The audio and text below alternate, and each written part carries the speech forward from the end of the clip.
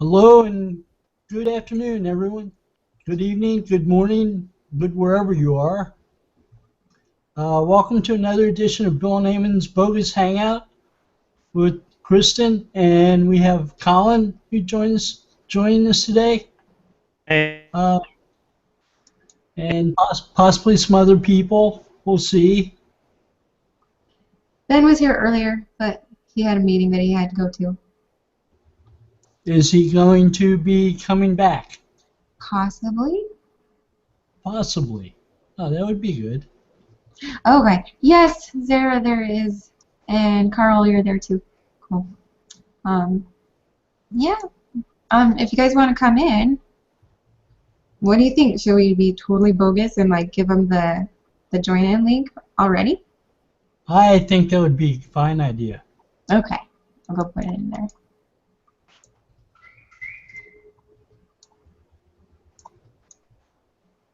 Thanks. Share. Cool. So what have you been up to, Bill? I've been having a relatively quiet week. So far, I've been catching up on audits. I had 2 audits for 2 different sites. And it was actually a lot of fun trying to figure out how to get them to work better. Cool. And Colin, what have you been up to? lots of paperwork, insurance stuff. I've been finalizing work for a client who has finally concluded our contract, so that was aggravating. There's nothing like working your way out of a job. So Yeah. that was a retainer deal, so it was expected to come to an end, so that was fun. Always enjoyable. So do you two know each other at all? Nope, don't think so. Well, Bill, I met Colin through Blab, and I know that you've been on Blab. How many times have you been on Blab? Who are you asking? Bill, you're on it constantly. Yeah. Maybe about 3 times, 4 times. Cool. Let me see. Who have you been on with? Trying to remember. With Mark Trappahagen a couple times. Okay. Oh, that's right. We were on together with him once. And I did a show with Kate Toon. Oh, And we were answering questions people had about SEO. that's where I found her profile. Okay, because I was like going through like people that I'm following and stuff, and I was like, where did I meet her? Because I'm trying to do this novel thing where I only like follow people that I actually have interaction with. I want to be able to know everyone. Well, sometimes you just can't meet everyone in person. Mhm. I remember going to a search engine strategies conference in 2005 with the people I worked with at the time. And every once in a while I'd stop and introduce myself to a bunch of people who were total strangers who I'd met online only. And the people I worked with were surprised I knew so many people. I said, these are people that I just haven't met yet. Yeah. Yeah. It's interesting how that goes. It's Yeah. remarkable with the nature of the platforms you have to deal with these days, how well you do get to know people before actually meeting in person. I was just in Vegas, met a couple of the other Blab users out there. And yeah, you just pick up right where you left off. It's amazing. I was an administrator at a fairly busy SEO and usability forum. So I knew a lot of people who I interacted with almost every day, but I hadn't met them in person. Yeah. Yeah. Yeah, I mean, I've had clients that one that I've never met, and two that, after 8 years of working together, I finally did meet them. There was one occasion, though, where after 8 years of working with this one client, he had moved down to North Carolina, where I'm located, and so we figured, well, no, how did this work? No, he was coming down because he was looking for a house. He's planning to move at that point, and so we grabbed some lunch at this halfway decent restaurant, and I made the mistake of selecting the fish, which made me horribly ill. I literally, they put it in front of me, and I went sheet white and got quite nauseous, which is always the impression you want, the best impression you want to give for a new client you hadn't actually met in person before. Thankfully, yes, I knew him well enough from our dealings online that it wasn't really an issue, but yeah, nearly vomiting at a first client meeting is not a good, not a good thing. I wouldn't think so. Wow, this is like the most quiet hangout I think we've had. Okay, so let's do something kind of fun. I'm going to challenge you guys to a 60-second elevator speech.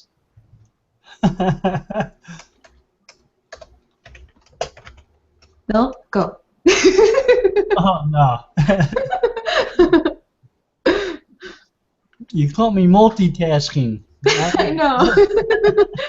Do you feel like you're in class and the teacher called on you? Yeah, I do. And I was always prepared for those, but I'm not now. Okay, Colin, go. I can be much more concise. No. No one wants to play my game.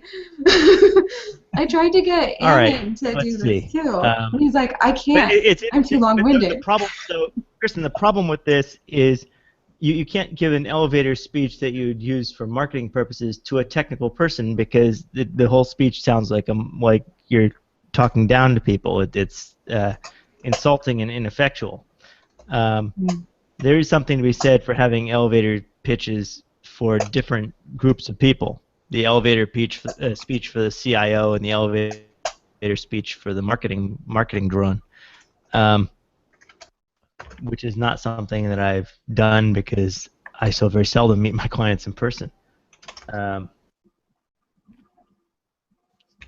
So no, not so easy. Not so easy. Oh, how about you? Viewers. How about you? What elevator speech have you got? I don't have one. That's why I want to ask people who have like careers. No, but that's the thing. You know, elevator pitches are for salesmen, and we're not salesmen. Clients come to us because we know what the hell we're doing, and if you have to sell yourself too hard, then you're not qualified to do the job. Interesting. That's my take on it, anyway.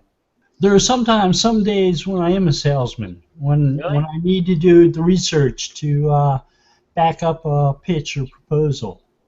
Yeah, well, yeah, but that's research. That's not in-person, seat of your pants, tell us why we should hire you kind of sales. Right, and I've done that. And is it? That's why I done that too. Work for other people now, because I got tired of doing that. Yeah. No, I managed to avoid hustling for work in that way because it's aggravating.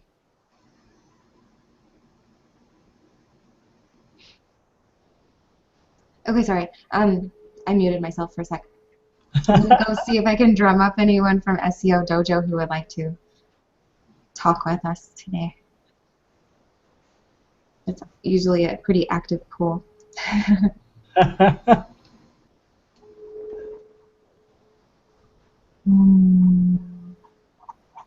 Oh my god! The only problem is that like if you've like missed part of the conversation for like I don't know 8 hours, then it's like you have to scroll through like 200 messages at least. So not being a very big Hangouts on Air person, where are the let's see, comments are somewhere on the side here. One of these. Oh, here we go.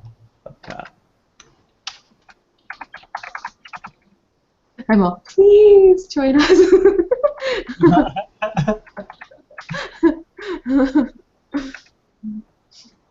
We don't have comment tracker turned on, do we? Ooh, oh, okay. I think Doc might come in. And comment tracker, no, I didn't turn on.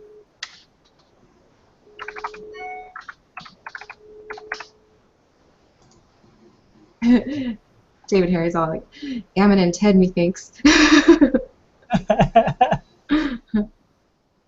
Ah, Bill and Chris. It's so funny. He calls me Chris. Like, no one ever calls me Chris, but I let him because he's special. Okay. So what does comment tracker give you? It just it puts the comments up in a convenient. It puts the search. Gotcha. Search. Yeah, the only part about comment tracker is you need to put the URL from like a publicly shared post that you make. It's got to be your own. Okay. And that URL would be the invite URL or something else? You have to share the post. Ah. Oh my goodness. Doc's all Bill Slawski? How many times have you been on here?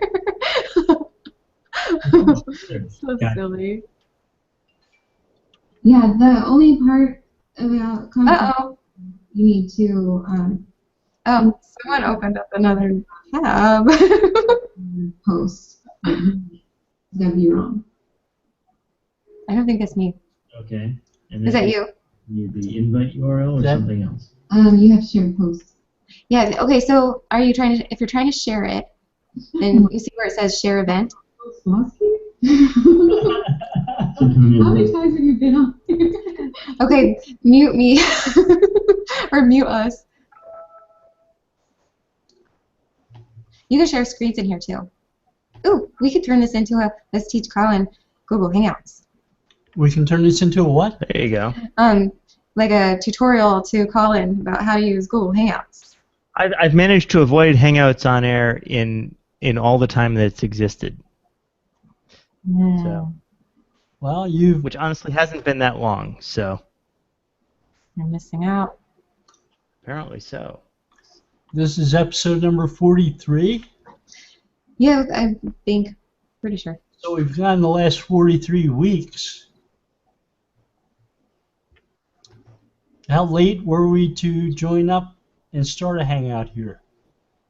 Oh, pretty late. Yeah, I gather the tech and coffee crowd. I did gather the tech and coffee crowd were early on.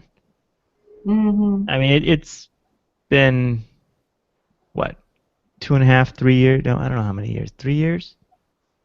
We were doing the Hangouts on air directory. Sorry? We were doing a hangout for the Isusi directory every week, and that stopped, and we started up this one. That one lasted almost a year. Yeah, wow, that was almost a year. Yeah, you guys have a ton of content there too. I still, like, when something comes up, I'll still think of an Isusi chat that I've watched and be like, you guys should watch this episode. It's funny how it works like that. But I don't know, I guess, like, Isusi was my first introduction to SEO, really. Well, I mean, I had some, like, with the DMA show and the DME show with Mark Traffic and Eric Anga. But, like, as far as, like technical SEO kind of stuff, I think I give Isusi the credit there. And we actually deviated fairly far from SEO with some of those shows. Yeah. We got into gamification and other topics like that. Video, storytelling. Yeah. Is Doc or Dave going to join us? I don't know. Let's see. So that's one thing I never could quite get my head around with regard to gamification. You can easily take that way too far and put off the audience. So how do you figure out where that line is? Gamifying it just enough to inspire the lazy, but not to put off the diligent?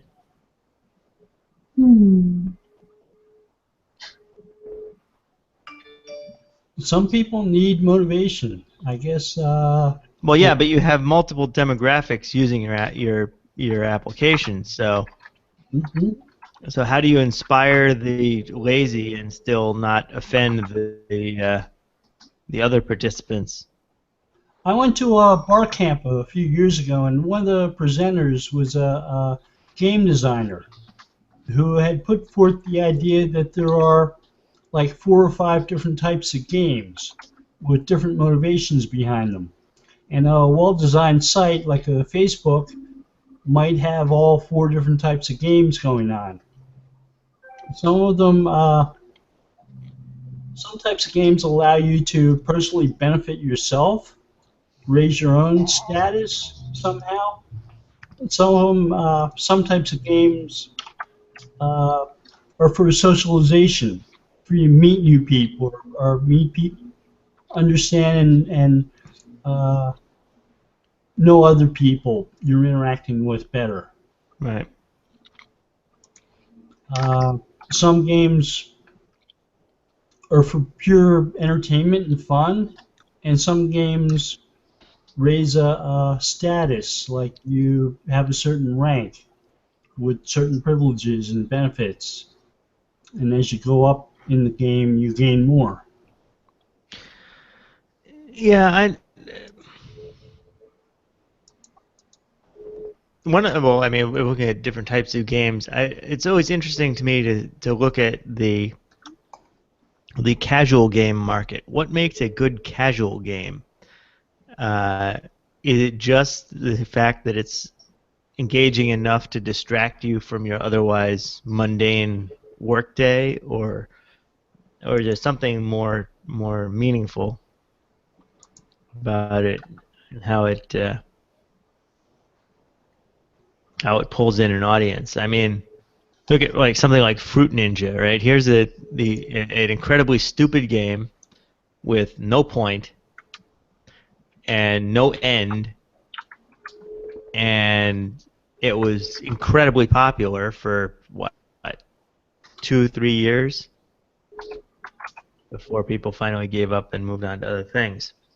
How does Fruit Ninja play? Oh, you don't remember Fruit Ninja No, on iPad? No. Oh, it was basically just an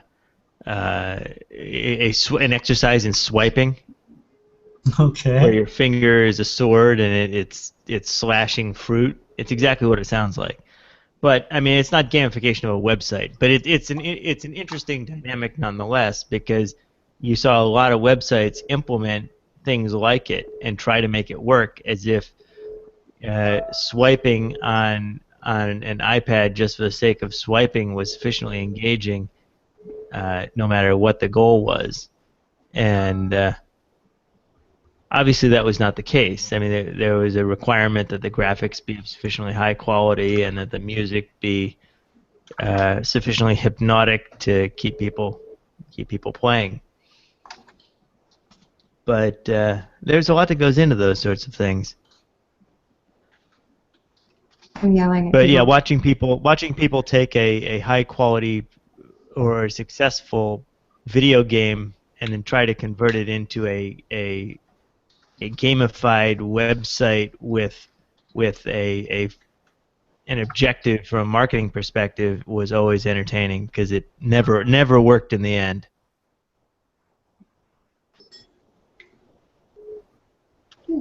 I hear sound. Let's see. Ah, I lost you guys. You did? Oh, there we go. No. Oh, for praise you. Hi, everybody. So cool to see you. Okay. Let's do introductions. 60-second elevator speech. Go, Doc. Hi, everybody. Hello? He's not playing along with the 60-second elevator speech either.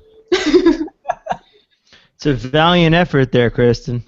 Thanks. How about you, Fab? I haven't got one either. I'm actually quite tired. I went to swim, but yeah, I could do it for that swimming pool because it's so nice. But yeah, for me, I haven't got any.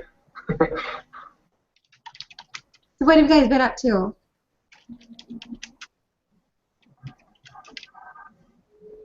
Oh, Doc's Goes first. quiet. Yeah, you. Doc muted himself. Forgot I had headphones plugged in, so I had no sound. Okay.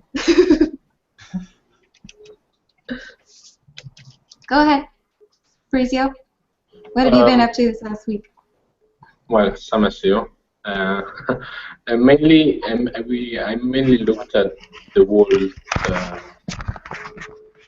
bunch of calculators that Google is now, or tools that Google is now adding in SERP, and now this will change the landscape, especially on those queries that have got a lot of volume and a lot of demand.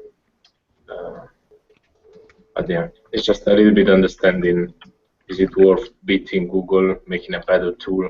Is it worth just giving up? Or especially because on those queries, there's also quite a lot of activity on paid search. Same old. Same old. Hi, David. How are you? You're muted, David. Yeah, I'm good. I was just muted there for a second. Figured I'd spare you any noise that I might be making. Oh, thanks. That's cool. What's the occasion for the Hangout? Well, we do this every week. Bill is one of the headliners. Okay. We don't have a specific topic or agenda. It's a chance to have a conversation, to talk, to catch up with each other, to learn something new, to meet new people, to find out what's going on within the industry, within the many guests who happen to appear. Like, Okay. like Dr. Fabrizio here. Great. Well, I'm not going to be able to stay long today, but I did want to just stop in and say hi and see what was going on.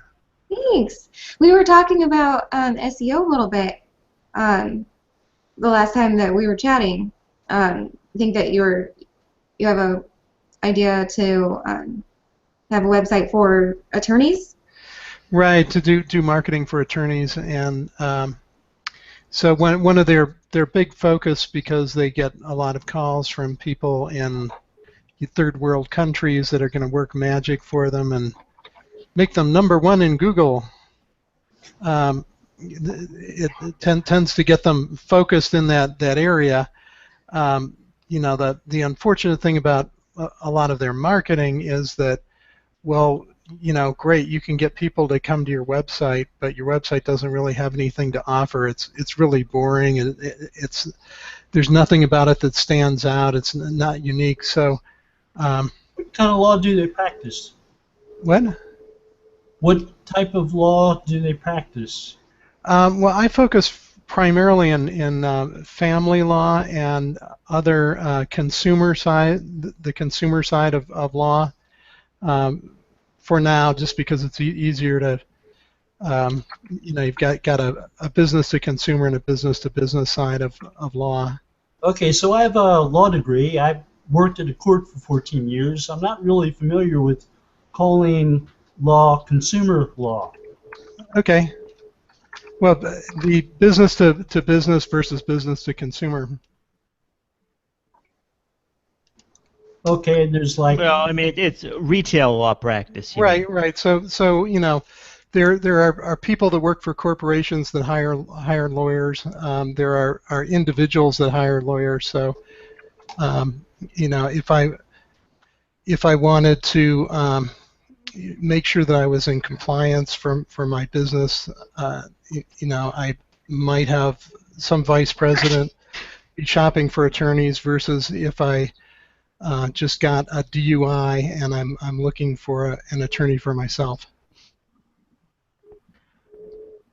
Well, it's an interesting thing. I had an opportunity to work with a couple of different attorneys on their websites to varying degrees, mostly just consulting and not actually redesigning it. But advising them, and it was interesting to hear their comments. One was a bankruptcy attorney, and their solution was to pick a go-by site, just like attorneys will pick a go-by document when forming a new contract, and so they picked this website of a prominent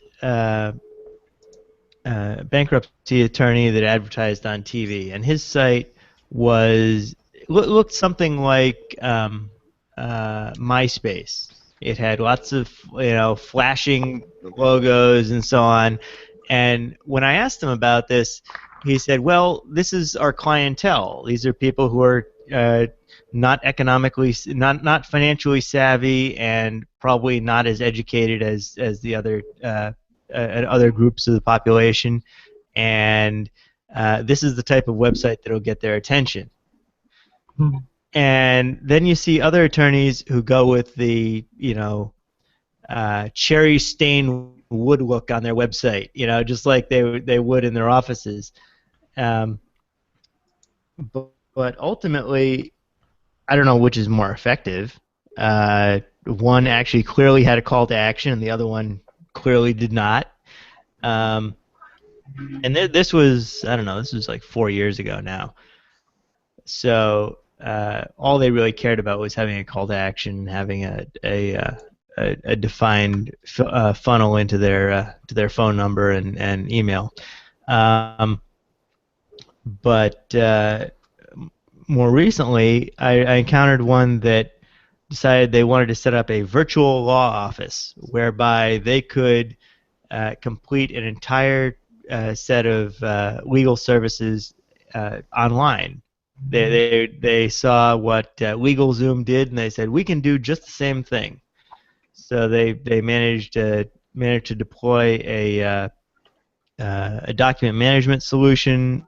I think they deployed DocuSign for signatures, and are now able to execute a variety of documents without even meeting with the client at all, which is cool.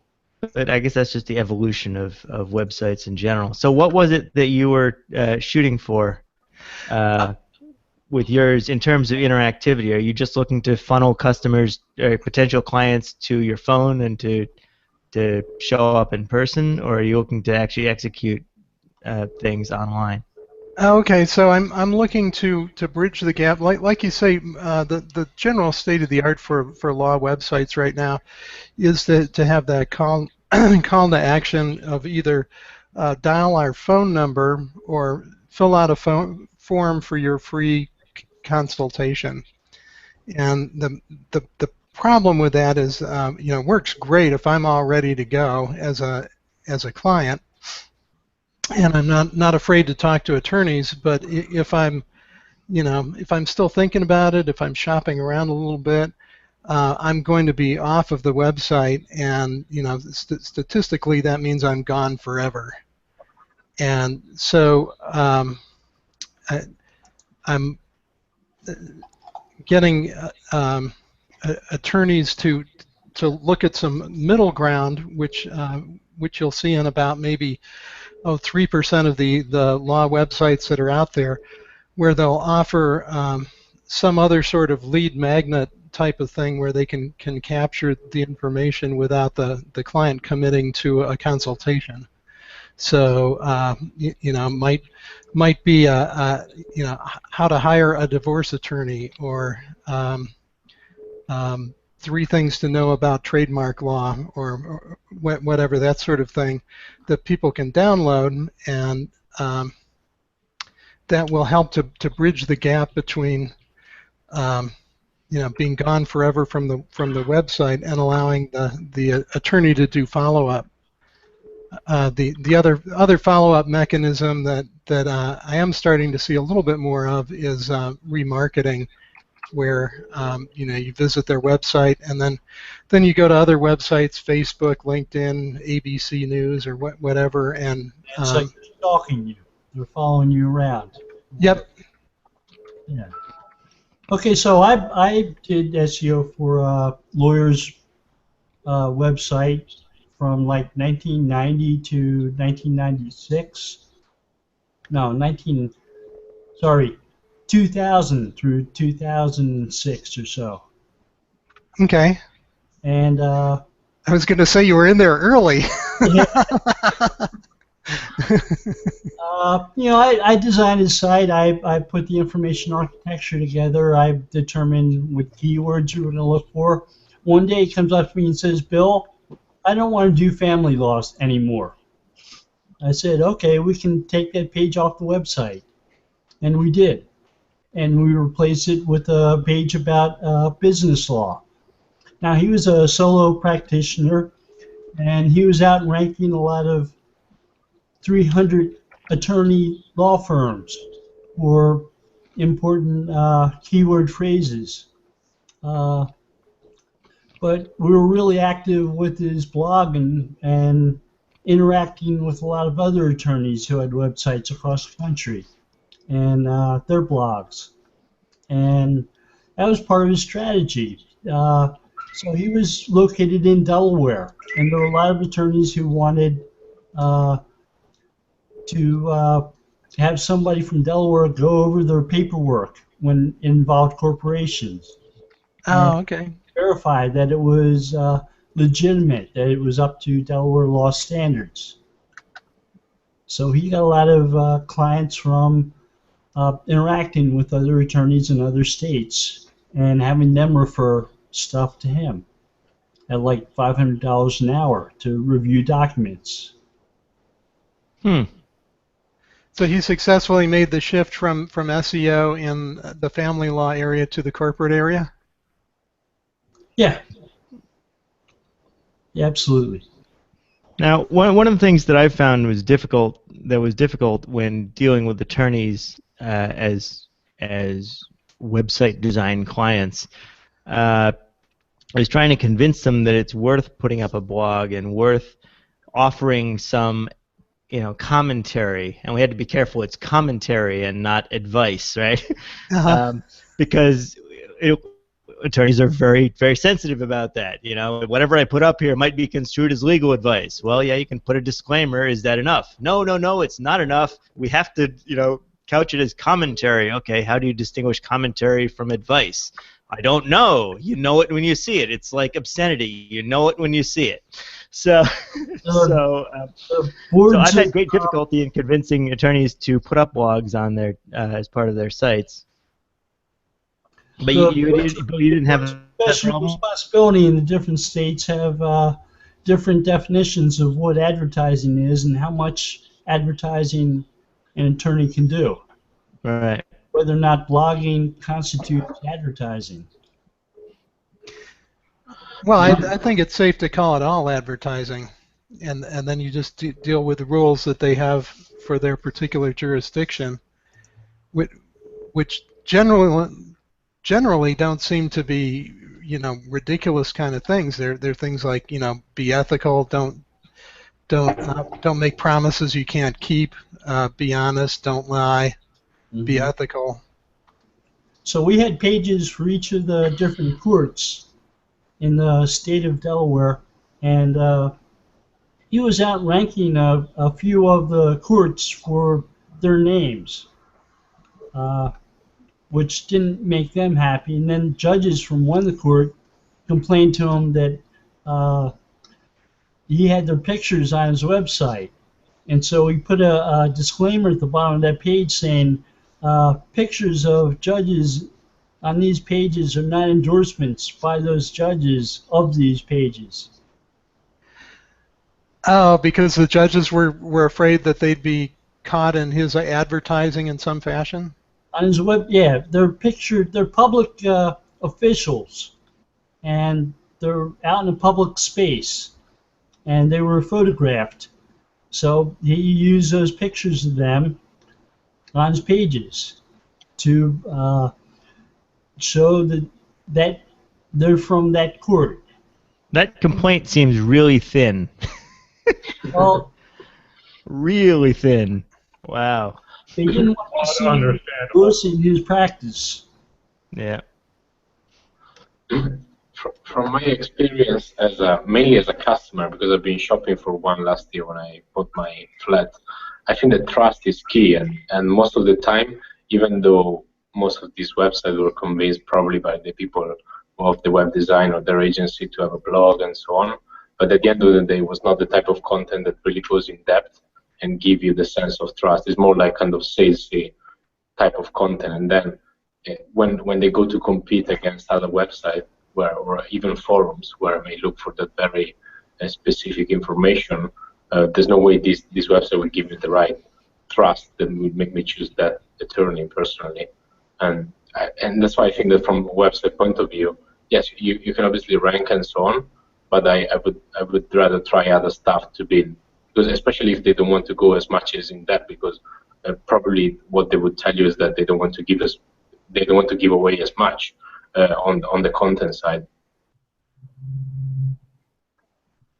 That seems to be a fear that they're going to give something away that they could charge for. What in your opinion would have given you a greater feeling of trust, or what inspires trust in you when you go to a website? Well, I think that, yeah, as maybe Bill said, the fact that they are kind of and there is kind of tangible signs that they're working with reputable sources and reputable personalities within the space will give me trust. When it comes to customer referral, I'm not that sure, because my friend referred me to the firm I got, and my experience was pretty negative. So that's where I'm not that I generally I don't trust reviews as much, because people have different kind of perception of the service. So yeah, it's important, but having more kind of authorities in the space that validate that being that site trustworthy, I think that they could do a better job. Well, one of the things that we did was, or tried to do, was give people an idea of what it's like to actually be in a courtroom, to experience it, because most people don't know what that's like. That's cool. That's really good, and most people aren't familiar with the process either. So did you talk about that? Talked about it a little bit. I once blogged about a legal case that was happening at the time that involved two guys who'd gotten together to set up a tour across the country of Elvis memorabilia. And one of the guys was an Elvis impersonator. And his partner in this deal was suing him because it looked like he was trying to hold up this tour of the Elvis memorabilia. They had like stuff that used to belong to one of Elvis's doctors as part of the tour. The guy who had prescribed like 50,000 pills to him one year. And so this guy was due in Delaware's Chancery Court, and he didn't show up, or he did show up, and he told the chancellor, "I don't have an attorney representing me yet." So I wrote about that, the fact that he wasn't represented in court and why he was in court and what the facts were behind the case. And within a day or so, the guy contacted the attorney I wrote the blog post for, see if we would represent him. That's excellent. So what sort of work are you doing now?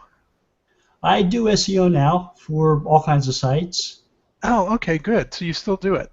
Oh yeah, I enjoy it a lot. And food porn for Carlsbad Restaurant.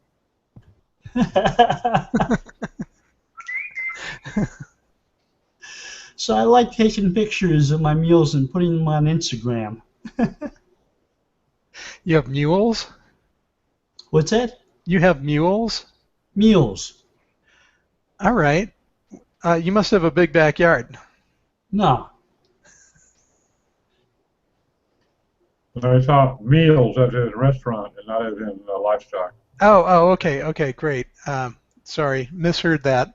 He's got that West Virginia accent. You gotta watch it. Yeah, I haven't picked up the California accent yet. I'm working on it, though. There you go. Are you in California now? Yes, I am. Where do you live? I live in Carlsbad, northern San Diego County. Oh, okay. All right. I just moved half time to Chula Vista. Oh, okay, so you're not too far away. No. No, I like Carlsbad. That's a really nice area. Where you spend your other half, David? In Denver, Colorado. That's where I am right now. That's pretty too. I spent a couple of years up there in Colorado Springs. That's God's country. Oh, yeah.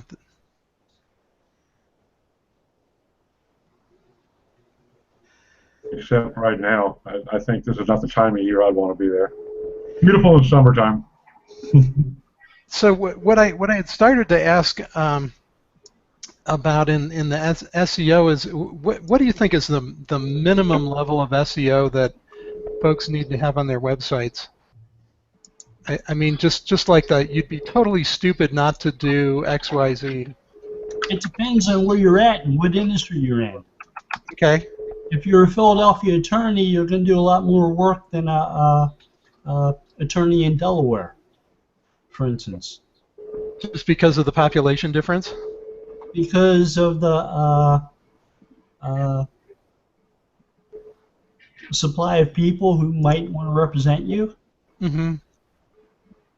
You know, if you're a personal injury attorney and as opposed to a family law attorney, that's also much more competitive. A good personal injury case could yield millions. Where that's not how much a family law case is going to pay out.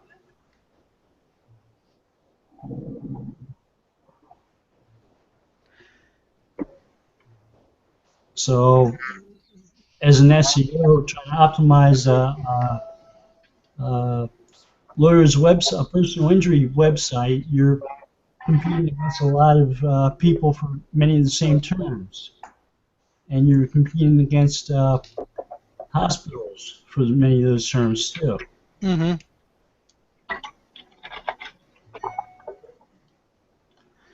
And in most cases, you just have to let people know that you're an attorney, you're approachable, you win cases, and where you're located, and when they can get in touch, and that you offer consultation, and let them know how contingency fees work.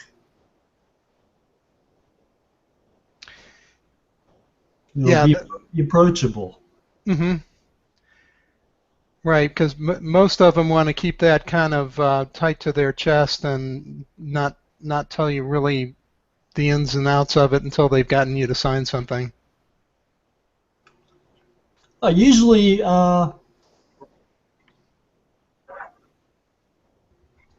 it's a question of whether or not the people will approach you and hire you. Mm-hmm. And you've got to make that easy for them to do.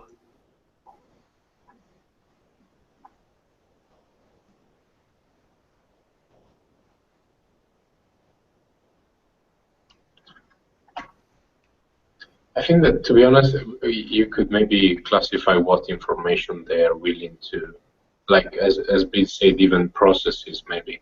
How is it going to be like to go through that specific type of case? What that will mean, and other information that are strictly down to the actual work. That will obviously be. But for example, I had a quote, or at least I had a call with an attorney a while ago, and just over the phone, they provided me some information that I think to be honest, they shouldn't have to if they would have been so strict. But at the same time, because of that information, I'm almost convinced that when it's time to hire them, I will probably hire them. So I think The they point could give away something. is to make you feel confident in how effective they might be for you. Not necessarily to teach you what the law is, so that you could represent yourself. Mm-hmm. Because you don't want to represent yourself. So you've got to create that positive feeling and be easily approachable.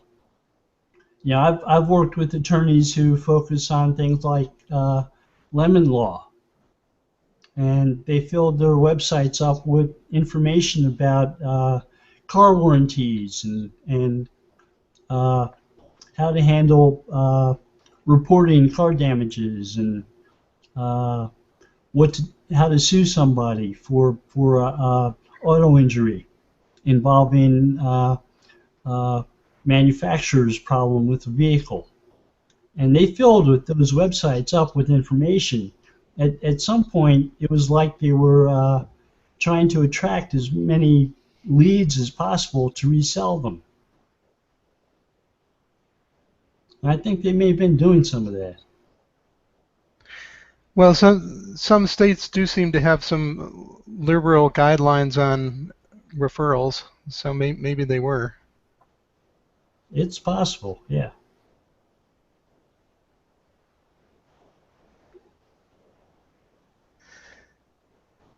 I've worked with a number of attorneys, and you know, our most effective approach was optimizing for local search well and getting their phone to ring lots. And the more their phone rang, the better. And so was part of your local optimization the strategy of putting all the court locations on the site? That was informational in that most people who have to go to court haven't been to court. They have no idea what the courts look like. They have no idea how to get there or what that court's about. So the courts websites usually get a little bit too busy to explain that type of stuff in a visitor-friendly way. Yeah. So we wanted to do that. They're impossible to navigate. That's really a good idea. I mean, just things as simple as parking, like is it going to be easy to park, and where do you park, and how much extra time should you allow, and are there bad times to get there of the day, and that kind of thing. Are you going to be allowed to bring your phone into the courtroom? You have to go through a metal detector when you get there, probably. You know, gives people some idea of what the experience is. As an attorney, you're used to the courthouse, but share that knowledge. Being local is a benefit to you. It's a competitive advantage. Yeah, I really liked, you know, in the spirit of what you're talking about, you know, everybody has the free consultation, you know, opt-in box or phone number or whatever. But this guy went out of his way to talk to people about, you know, what to expect on an initial consultation, what we're going to do, what we're going to not do, what should you wear when you come here, how much time should you allow, you know, even though it's a 25-minute appointment, you know, please allow yourself 50 minutes on your calendar. I mean, it was great.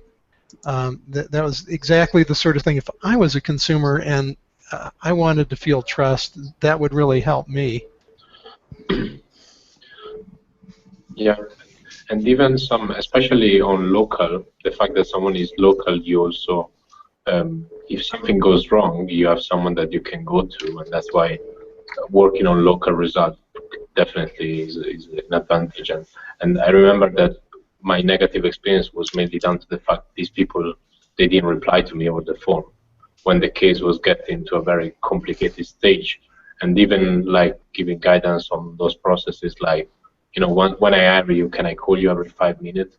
Are we going to have regular, you know, these are the kind of things that you don't know. And if you're the kind of customer and your case is going in a bad direction, I would call them every second. And at the same time, leveraging that and local, the fact that, yeah, if something goes wrong, we can meet, rather than, because people may even hire someone that is like 5 hours by car distant just because it's cheaper, only because it's probably a case that's not worth spending as much from their point of view. I think what you brought up is a great point as well for building trust. You know, if folks put up their communication policy, like one of the advantages of working with us is that someone will always get back to you within by the end of the next business day if you leave a message, or set the expectation. Because I was like you, I was shopping for a real estate attorney recently, and I went to like this was in Los Angeles, and I went to a bunch of different people. Some were referrals, some I just found their websites, and I'd call them, I'd put stuff on them on the web, and I had no idea when I would hear back from these people, if ever. One guy heard back 2 weeks later. Several of them I never heard back anything whatsoever. Period. No call returned. And and I'm fairly confident that there was an attorney back there somewhere thinking that his staff was handling those calls well, but that wasn't the case. And then then there were the people that called back within a couple hours.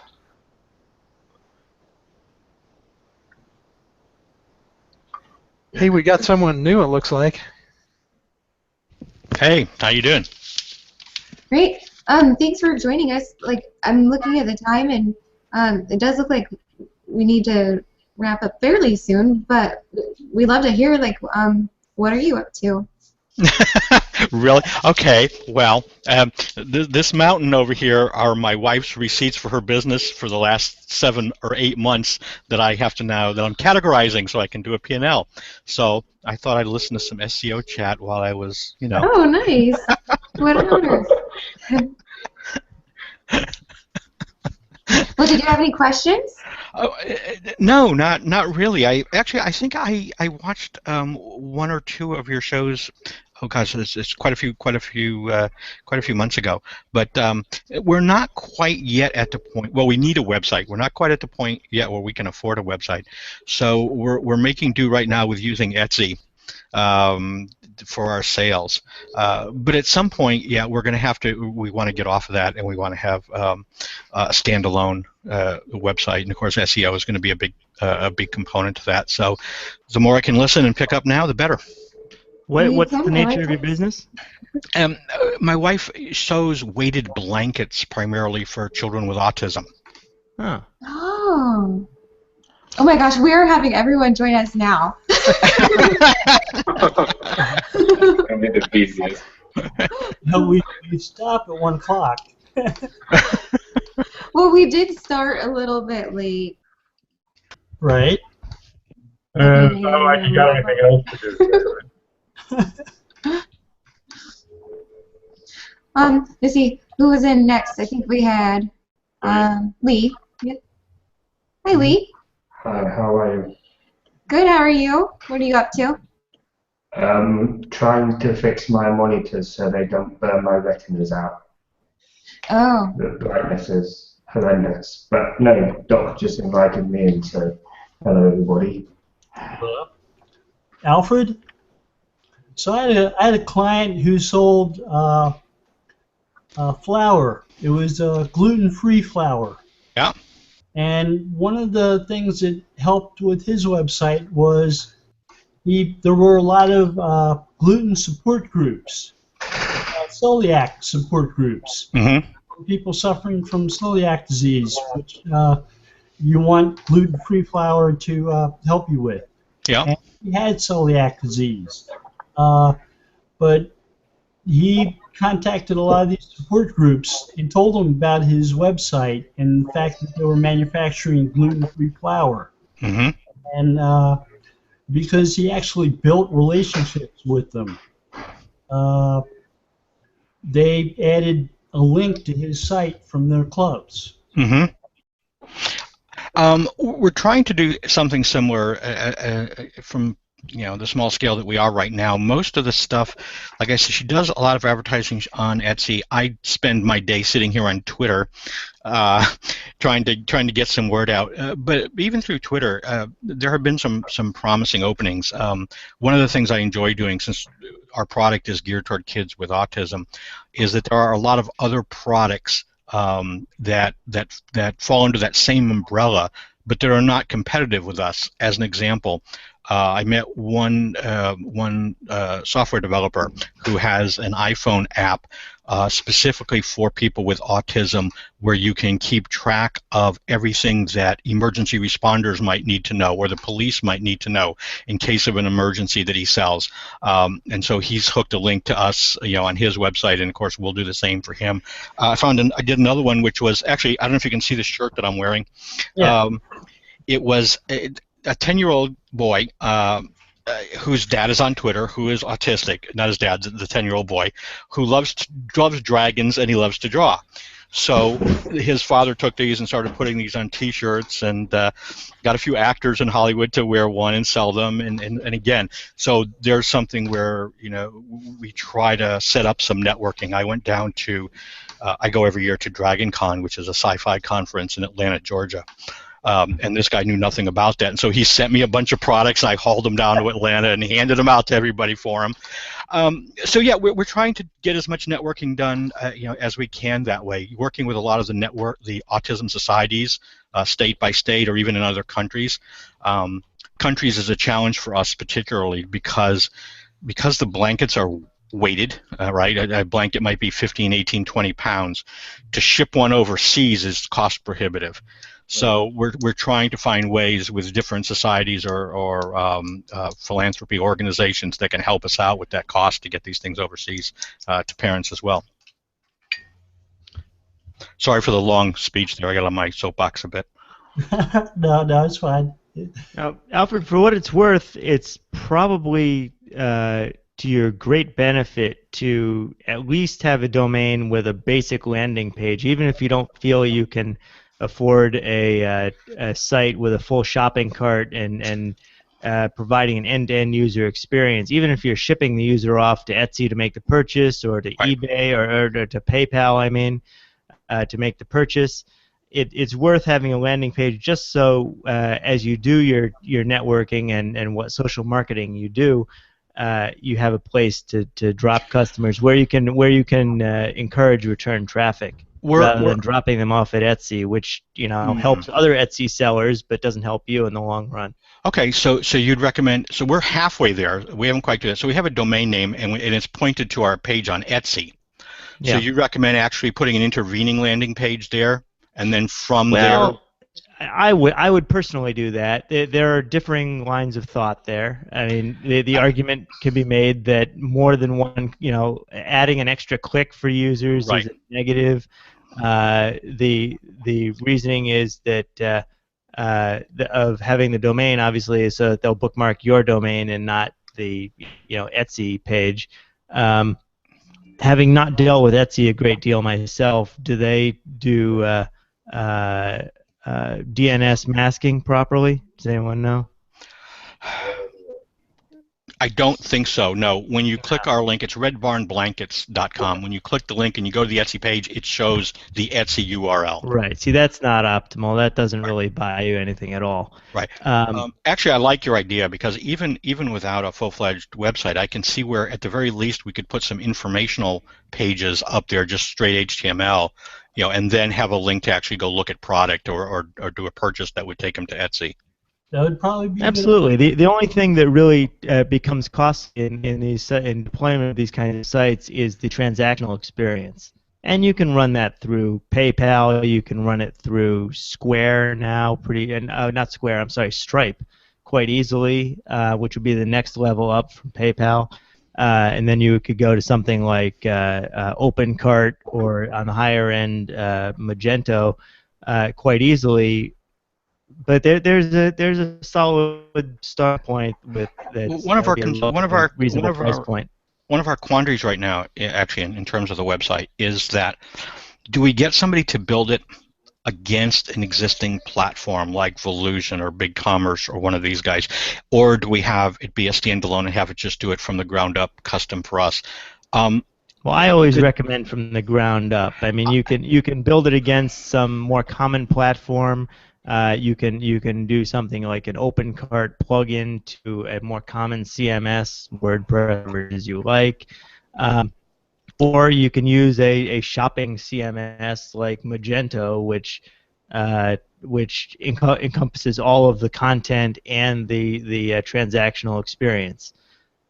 Or you can do something from the ground up, or using your favorite, low to mid-range CMS and ship people off to some other site for the transactional experience entirely. Yeah, well, I think we're leaning that way. One of the concerns that's come up in dealing with some of the frameworks that are already out there and building against them is they all seem to have variations on a theme in terms of what kind of access you have to your data, what happens if you need to transition to somebody else, and how does that happen. I certainly would not recommend using a platform as a service provider. I would use something you can deploy on your own server. Yeah. Like I said, Magento is good. OpenCart is good. You can get plugins to any basic CMS also that will achieve most of those objectives as well. Just out of curiosity, and I don't know where everybody is from that's sitting out here on the panel, but I am kind of curious. I want to throw a ballpark number. This is sort of it's an average, I think, of probably 3 or 4 quotes that we've gotten for doing a custom website. I always want to get a feel for what you guys think in terms of, is that reasonable, or is it within a ballpark? Is it we're basically usually we're hearing anywhere between 35 and 45,000 for a custom e-commerce site. That's quite excessive, I would think. I would agree. Yeah, I think that it's difficult to say without seeing your specs, what it is you're actually trying to do. But for a moderately sized e-commerce site, I would expect it to be closer to 10 to 12K. Okay. Yeah, I would tend to agree. That's kind of what we thought first going into it, so we need to maybe keep shopping. Yeah, the site itself, at least what we have in mind first pass, is very, very simple. We have one product with various permutations as far as weights and fabric and so forth, but it's one product. And so it's really straightforward. Okay, well that's good to know. Yeah, I think if your starting point, if you're looking at it from an SEO perspective, you want to use some sort of CMS, and you could easily go with a really low end solution of integrating using a PayPal plugin, and you're doing all the fulfillment yourself, right? Sorry. Yes. Okay, so you just use a PayPal plugin and ship the product out, provide all the tracking you need to do through PayPal's product tracking, shipment tracking, and work it that way. It's not the prettiest solution, but some of the PayPal plugins for WordPress are quite nice, and WordPress is about as easy a CMS as one could use. The other options are, like I said, CMSs that are specific to e-commerce, like Magento, which are quite a bit more complex, could be deployed on your own servers, but would from the whereas doing a WordPress site using a PayPal plugin shouldn't be costing you more than like $7,000 or $5,000 to $7,000, I would think. I'm probably underpricing a little bit, but I would think that a reasonable sized e-commerce site, like we were talking about, 10 to 12 grand, would include something more substantial than PayPal. It would include something like Stripe for payment processing. You would be handling it with your own certificate. You would have a fully integrated payment experience rather than shipping customers off at that price point. Okay. I've been advising. Sorry.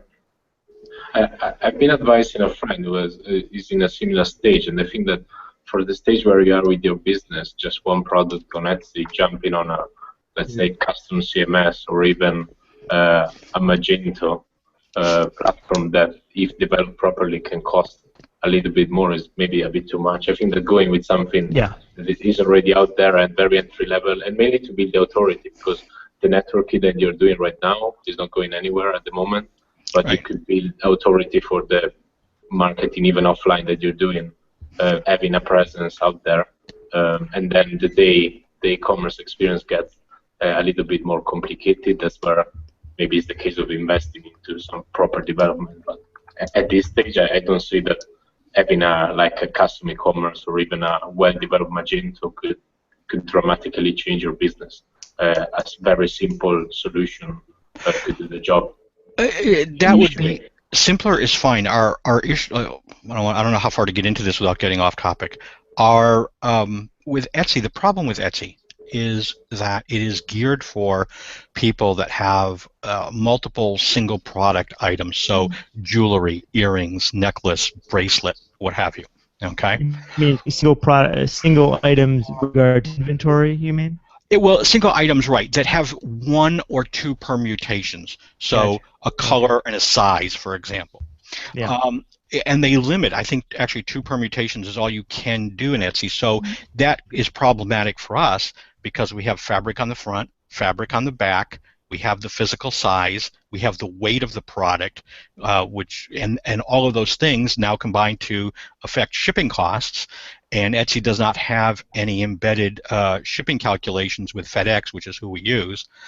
So that's always been fun for us now, is trying to combine these permutations, which now gives you 500 products instead of 50, which makes maintenance a nightmare when you have to change something like pricing or shipping costs. And then we have to average out shipping because it's the only real way we can do it in real time. If I ship a weighted blanket to Virginia, it might only cost me $12. When I ship it to British Columbia, that thing now is $80 to ship. So it's a challenge. So that's one of the reasons we need to get off of there. Yeah. No, It seems like the WordPress with PayPal solution is the way to go, and I would tend to agree with Fabrizio that Magento is a little bit excessive for your requirements. It's more designed for a full store with a large range of products. Gotcha. Mm-hmm. and also, if you have expansion in your mind down the road, OpenCart interfaces with WordPress very well. Yeah. So you always have that ability. If you go with a WordPress CMS platform based, down the road you could add another. I just did a site for one client that had 157 different products. Did it on a WordPress with a custom theme and OpenCart, and he can expand that to 5,000 or 20,000 products very easily. It's a matter of But even with WordPress, though, you wouldn't let WordPress host it for you. You'd host it on your own server and move it to your own server. No, absolutely. I would never use WordPress.com again. Okay. So you want to go with you go to WordPress.org. You get the platform free. You set up your own domain name and hosting, and you put it on your own server.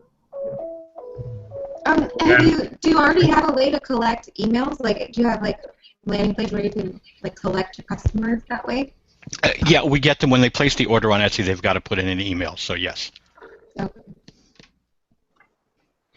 Yeah. So if we move, we can definitely let them all know.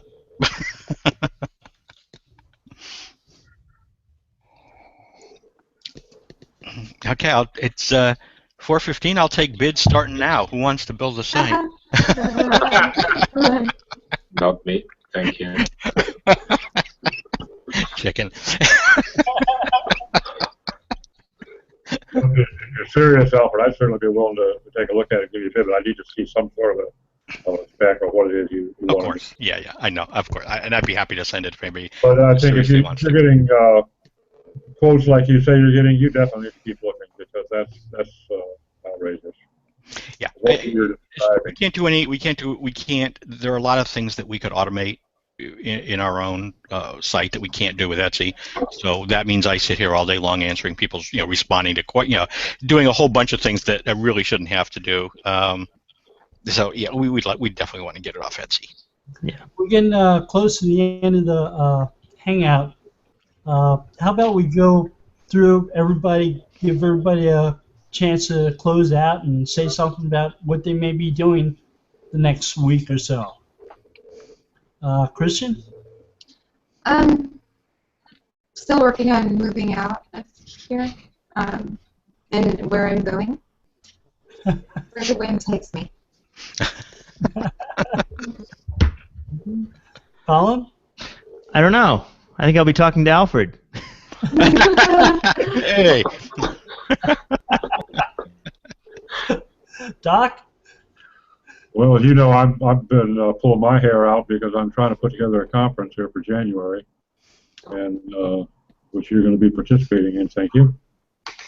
So that's what I've been doing. We're put together a group that's sponsoring some efforts down here in the San Diego Tijuana area to support young entrepreneurs. And so I'm putting on my first conference here in January, and I'm finding that the task is turning out to be a lot more time-consuming than I had originally anticipated. Mm-hmm. For busy? Nothing special on the warfront, business as usual. I will be working a little bit on SQL because I haven't touched it in a while, and it's always helpful. But yeah, maybe later during the weekend. Which server will you be working with, by the way? Not just basic stuff, to be honest. We have databases where we store kind of clients' data. Yeah. At this point, it's more me to practice a little bit and querying the database. I ask because I'm looking at. I ask because I'm looking at a project where I'm going to have to migrate from an MS SQL database to a MySQL database, and then provide close to real-time syncing between the two, which is going to be a massive pain in the ass. Yeah. Sorry. Yeah. Well, I'm not at that level. Yeah. Tell us what you're up to the rest of the week. For me, next week and this week, I'm going to be doing a strategy for a large automotive dealership here in the UK, and learning as much as I can about Google Tag Manager. So that's Manager. It's a good challenge. Yeah. Yeah. Should be good. Peter. Hi, Bill. How are you? Good. Good. Yeah, no, I'm all stacked up this week, so I'm trying to work myself into a weekend. So I'm hoping to get a lot of night work done. So, yeah, fairly tired. I'm doing a bit of US work, so it's all very different times for me. So it's been good. I like your hair that way. Yeah, so it's been fun. Yeah, enjoying doing US work. It's a bit harder than New Zealand SEO, so you learn a lot of stuff on the way. So it's good stuff. Is that just a function of the local population or density of sites or what? Well, it's more you know, if you're trying to rank for a really top key phrase, you know, one that's really in the mainstream, and you're looking at it in America, you've got to build. Well, I found that you've got to build more meat around the bones. You can't. Light content doesn't work, and you need a lot more content, and you need a lot more structure. Structure seems to be the big issue. That you get that right, and it's amazing. Sometimes people get their silos all wrong, and then you've got to work it all out, do 301s, and there's been a lot of that going on. So it's been good. But you know, the results are there. We've seen some significant changes, so that's been great. Yeah. So what about you, Bill? I am probably going to keep on working on the sites that I've been working on this past week, doing audits on. We'll probably have to go over those audits with the clients and talk about what they may mean next in terms of steps that they should take. Well, we got to everyone, right? What's that? We got to everyone, right? Yeah. All right, I guess that concludes the Bill and Aaron's Bogus Hangout.